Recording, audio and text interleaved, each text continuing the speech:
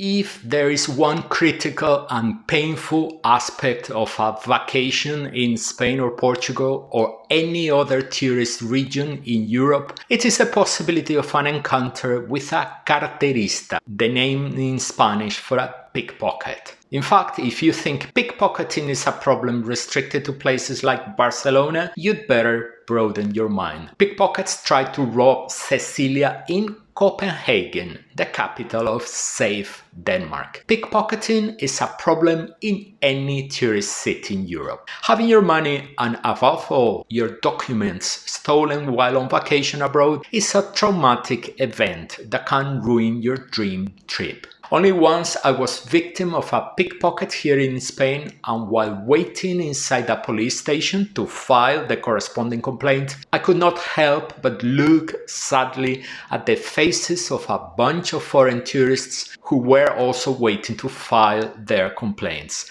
anguished and worried about the loss of their documents. We have warned many times about the problem of pickpocketing, and whenever we can, we include a mention in our videos, but we decided to go a step further and record this video to help you be better prepared to face the problem. Don't be alarmed. Europe is one of the safest destinations in the world, where violent crime figures are very low, especially in Spain and Portugal. In Europe, we do not have violent crime at the level of some Latin American countries, nor the presence of firearms as in the United States, but we are world leaders in pickpocketing. Welcome to our handbook against pickpockets. We are going to teach you how to fight them, but without violence, being smarter than them.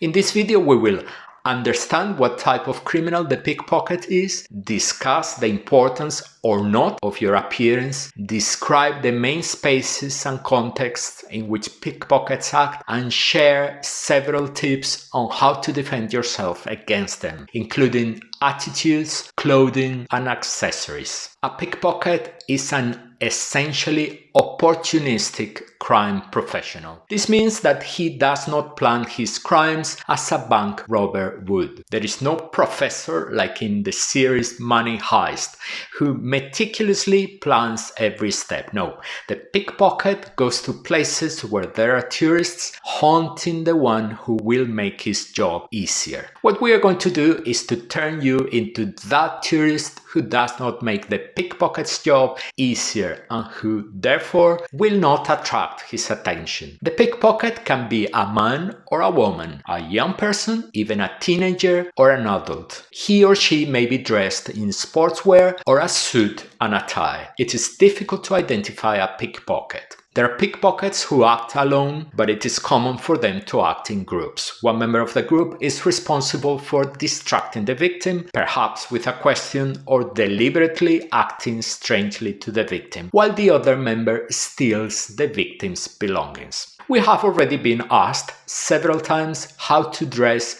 so as not to look like a tourist. Honestly, I wouldn't worry about it for two reasons. First, because you are a tourist, there's nothing wrong with that. You don't want to look like someone else. And second, because what attracts pickpockets is not what you look like, but how easy it is to steal from you. Remember that many locals who are not tourists get robbed as well. If you put your cell phone in your back pocket, it doesn't matter how you're dressed. You are a potential target for a pickpocket. If you walk into a bar and leave your rucksack in a chair, no matter what you're wearing, you're a prime target. The pickpocket is a silent criminal. He acts without violence, and the victim is likely to become aware of the theft only after the pickpocket has left. The pickpocket looks for vulnerable prey to snatch your belongings with the help of his deft hands. First, he locates his target, which can be your purse, your backpack, a pocket. Then he will work discreetly to open that target little by little until he gets to the objects he wants to steal. Pickpockets operate wherever there are people, and it doesn't even have to be large crowds. Let's take a look at some of the places where they are most present. One of the favorite places for pickpockets is public transportation, especially subways and buses. This is because they are often crowded, and a crowded place is perfect for the pickpocket because it is harder to perceive when someone is fiddling with your belongings. Pickpockets love confusing situations, so they might try to act while you're getting on the subway or just as you're about to get off and there's less time to react. And within public transportation, the preferred location is transportation leaving from the airport. This is because those who use public transport to leave the airport usually travel with all their belongings, including a lot of money and documents, and often do so in the company of suitcases. It can be their first time in the city, and this leaves them a little more vulnerable if possible. And a person who has to pay attention to their suitcases and hold them while traveling cannot pay attention to everything. We have already recorded a video here on the channel about the convenience or not of using public transport with suitcases, mainly because of the risk of theft. It is unusual for pickpockets to operate at public transport ticket vending machines, not least because there are usually a lot of people around, including the company staff. But in any case, be alert if you are approached by someone who is not an employee of the transport company while you are trying to buy tickets. The thief could also be on the lookout to see where you put their money, cards, or cell phones after paying for the tickets, and then try to steal them somewhere else, knowing where you keep them. There are also pickpockets who specialize in operating in 3 very specific travel-related locations. One is the airport check-in counter on a busy day. You are concentrating on talking to the airline employee, and as you are putting a bag on the belt to check it in, you leave a small bag on the trolley behind you. Someone rushes by and takes it away. The second place is the hotel reception, and the dynamic is very similar. You leave a bag on the floor while you check in, and someone takes it without you noticing. This happens when the front desk is very crowded. And the third place is when you pick up your rental car. It's not so much a pickpocket as a thief. They give you the rental car and you put the backpack with the computer in the back seat. Then you load the trunk with your luggage. You start the car, and as you pull out of the parking lot, someone appears to tell you that you have a problem with a tire or some other part of the car. You get out to see what's going on in the company of the citizen who alerted you, and meanwhile the guy's cronies open the car door and take your belongings. Never leave anything in the back seats in plain sight. A perfect place for pickpockets are escalators. This is because the movement of the escalator distracts the person using it, and because it is very easy to get very close to the person in front of you without looking suspicious. It is here on escalators that we have already seen the highest number of pickpockets trying to open backpacks and purses. On escalators, always keep your valuables in front of you. Along with public transport, other places preferred by pickpockets are bars, restaurants, and cafes. This is because they are places where there can be a lot of people, and while eating, in the case of restaurants, you will have to leave your belongings somewhere. And at that moment, we all tend to lower our defenses, even because it is impossible to eat and hold a bag or backpack at the same time. And that's when the opportunity arises for the pickpocket. Classic thefts in such places include the theft of items that you have left on the table, especially your cell phone, or that you have placed in a vulnerable place, such as a bag that you have left on the back of a chair, or a backpack that you have placed on the floor. A very considerable number of thefts to which city inhabitants themselves fall victim occur in bars, cafes, and restaurants. Again, these are places where, for a variety of reasons, we end up letting our guard down. Many people don't suspect it, but a lot of thefts take place inside stores, and we are not talking about shoplifting. This is because while you're looking at the products in the shelves, it is inevitable to get distracted in a seemingly safe place. The more crowded the store, the greater the risk. Wherever there are queues and crowds, there will also be pickpockets. It may be in a market, in the queue to buy tickets for an attraction, or in the circle of people that forms around a street artist. An artist who has nothing to do with pickpockets, let's be clear. Again, distraction creates opportunity. And lastly, don't panic, because you don't have to, but you can get pickpocketed while walking down the street, which is what almost happened to Cecilia recently. She was walking down a staircase taking pictures when 3 people sneaked up behind her and started to open her backpack. Luckily, she discovered them when they had just started taking things out of her backpack. But again, don't be paranoid. Here's how to avoid this situation from happening to you. It seems to me that this video risks being a bit too scary with so many descriptions of theft, but the time has come to learn how to protect yourself from falling victim to the situations we have just described. You can protect yourself in 3 different ways, and if you combine them all, you will find that sightseeing in Europe will be very peaceful and stress-free. It definitely is the case for us most of the time. These 3 ways consist of, firstly, always exercising a spatial awareness, that is, being aware of the physical space around you. Secondly, choosing clothing that makes theft difficult. And thirdly, using some accessories that can also hinder the pickpocket's actions. But before analyzing each of these ways to protect yourself in detail, a word of advice. You don't need to go sightseeing with all your documents, all your money, and all your jewelry. Nor do you need to wear that 10,000 euros watch on your wrist. Reducing the number of valuables you carry with you reduces the risk and increases your peace of mind. As for documents, if you want to go out on the street with some kind of identification, and it is always a good idea, it does not have to be your passport. Take a copy with you if you want. It can be your national ID card if you have one, or your driver's license. You will only need your original passport if you want to make a purchase for which you are going to claim a VAT refund, a tax refund. And please never put your money and passport in your trouser pocket. Let's move on to the first item on the list. You have to have a kind of sixth sense and always be aware of your surroundings, especially when it comes to the location of your belongings. Normally, you will want to protect your documents and money, which usually travel together, and your cell phone. If you put your cell phone on your back, you need to be aware of what's going on behind you. If you leave a backpack with money on the seat or on the floor while eating, you should be aware of what is happening around your seat. Context defines the actions you should take to protect yourself.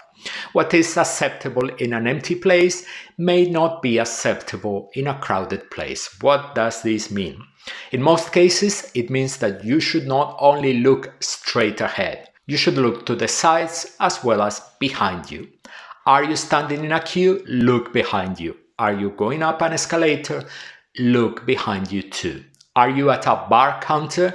Look to the sides, always in relation to the location of your belongings. We use this perception of the surrounding space a lot when we choose a table in a restaurant. We always prefer a table with a wall behind us, and if possible, in a corner with 2 walls. If you know that no one can reach you from behind or from the sides, you control the situation much better. You can leave your belongings safely and forget about them while you eat. Spatial awareness is critical when a stranger approaches you to ask a question. In the vast majority of cases, it will be someone who wants to ask you a genuine question, but it is always good to know if there is someone with them or if something strange is going on. If you are going to use an ATM, make sure you check the space around you. If there are at least 2 of you, one person uses the ATM, one person watches. And be discreet when putting your card back, so you don't reveal where you keep it to anyone who might be watching. And of course, don't let anyone see your card PIN number. If you prepare yourself with the next 2 ways we're going to talk about, the need to be space conscious is no longer as important. As we've already said, checking your bag is only important when you are carrying something of value. You can make it more difficult for pickpockets with the clothes you wear. Here, it should be made clear that our personal experience is that it is easier to protect yourself in winter than in summer, and you will soon see why. But before we start, forget about carrying any valuables in the pockets of your trousers. Not only in the back pocket, which would be suicide, but in the front ones as well. The only time I was robbed, I carried my wallet in a front pocket of my pants, which closed with Velcro and which seemed to be invulnerable, which obviously was not.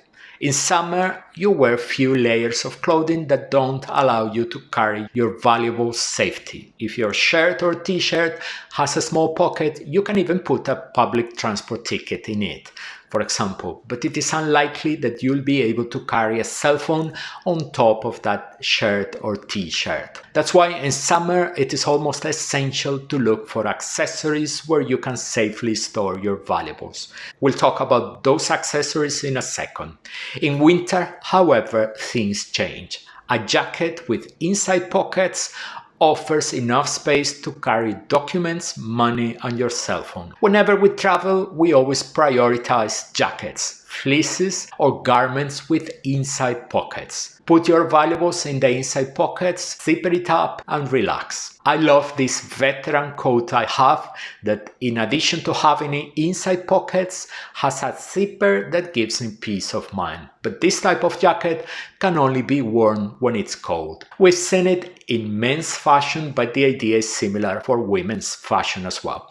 One of the best tools to prevent theft are the inside pockets. Difficult to access when the jacket is closed, but easy to access when you want to use your cell phone, for example. Now let's talk about accessories. If clothing does not solve the problem of the safety of your valuables, and we have just seen that this is the case more likely in summer, we have to resort to accessories.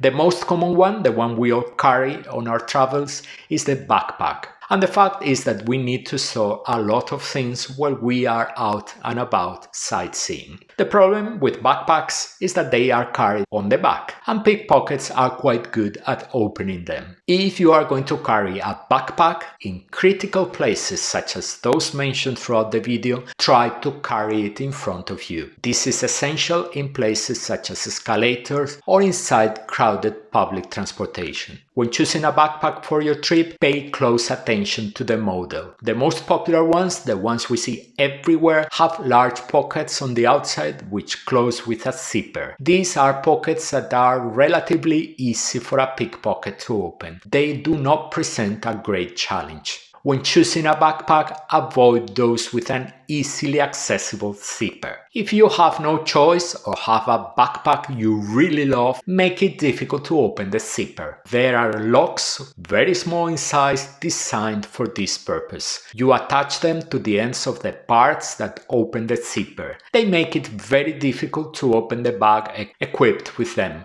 at least very difficult for anyone intending to open it in a discreet way. You can find them on Amazon or similar stores. Search for zipper lock. Also, if you are going to use a backpack and put some valuables in it, place them at the bottom of the backpack, somewhere difficult to access, and put the less valuable items at the top. The wallet with the money and documents should always be at the bottom of the backpack. Ideally, you should have an anti-theft backpack, which is quite difficult to open discreetly as the pockets are on the side of the backpack that is in contact with your back. An anti-theft backpack gives you peace of mind and the pickpocket a hard time. Lately, I've taken a liking to sling bags that hang from the front of the body, like a shoulder bag. I have this one which is quite thin and with several pockets, but lately I use this one a bit fatter to carry my wallet with money and documents, my cell phone, camera, in addition to keys, coins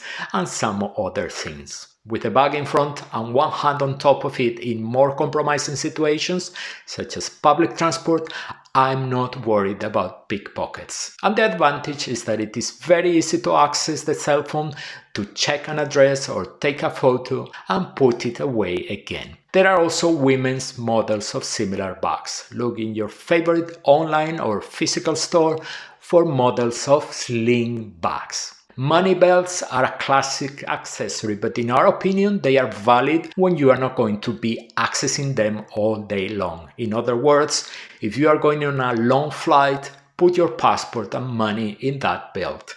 But for a city tour, it's not practical to access it all the time. And it's not a good place for a cell phone, a device you will need to access many times during the day.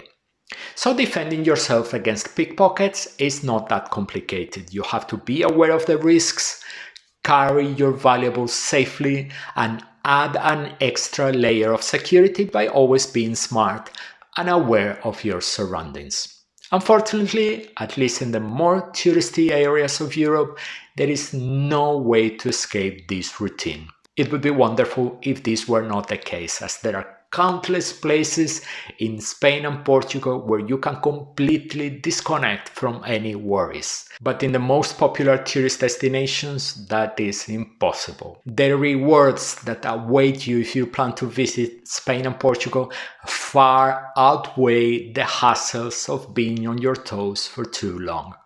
Don't let worries spoil your vacation, but when it comes to safety, don't relax as if you were on a desert island. We'd love to hear about your experiences and the strategies you always use. As always, use the commentary box for your questions and your comments related to the topic of the video. Now you will see on the screen the list of videos we have already published on the channel with common mistakes made by visitors to the Iberian Peninsula. Many useful tips to make your trip perfect. We look forward to seeing you in those videos.